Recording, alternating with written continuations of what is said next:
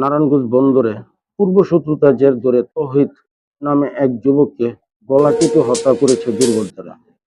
সন্ধ্যায় উপজেলা আমিরাবাদ এলাকায় একটি বালুর মাঠে পরিত্যক্ত ঝোপের ভেতর থেকে মরদেহটি উদ্ধার করে পুলিশ। সে ওই এলাকার মামুন মিয়ার ছেলে। নিহতের বাবা মামুন মিয়া বলেন, গত 2 দিন আগে মুদির দোকানদার মোহাম্মদের সাথে বকেয়া টাকা নিয়ে তৌহিদের মধ্যে ঝগড়া হয়। ঝগড়ার পর্যায়ে মোহাম্মদ নিহতের বাবাকে মোবাইল ফোনে হুমকি ও দেয়।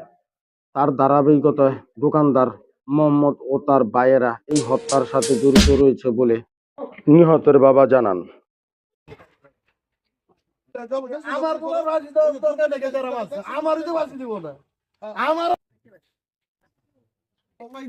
ঘটনা সাধারণ আমার জেল ওই নেশামানি করতো, ঠিক আছে। ওইটা ওই যে এক দোকানদারের লগে ই নিয়ে কথা হয়েছে, মানে বাকি নিয়ে সিগারেট মুকেট লইয়া এটা লইয়া মনে একটু তো মুক্কা লাগালি করছে। বিয়ের পরে মনে হয় যে রাত্রে এই কাম করে দিচ্ছে। কারা করছে এটা? কি এটা করছে ওই যে আমাকে এলাকার আমারও ফোনটা ঠেট দিছে। এটা পরশু দিনের কাহিনী। আমার কালকে ফোন দিয়া ঠেট দিছে যে তোর বোলার আর বাঁচাইতে পারলি না, তোর বোলার খেয়ে লাভ পারলে ঠাই। এই কথা কওয়ার পরে মনে হয় যে কালকে এই কামটা করছে। পরশু দিন আমার ফোন দিচ্ছে।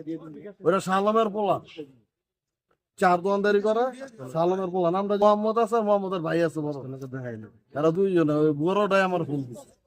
আমার ফোন করে তোর পোলা এটা মাস্তানি করে, তোর পোলার আইতাছি।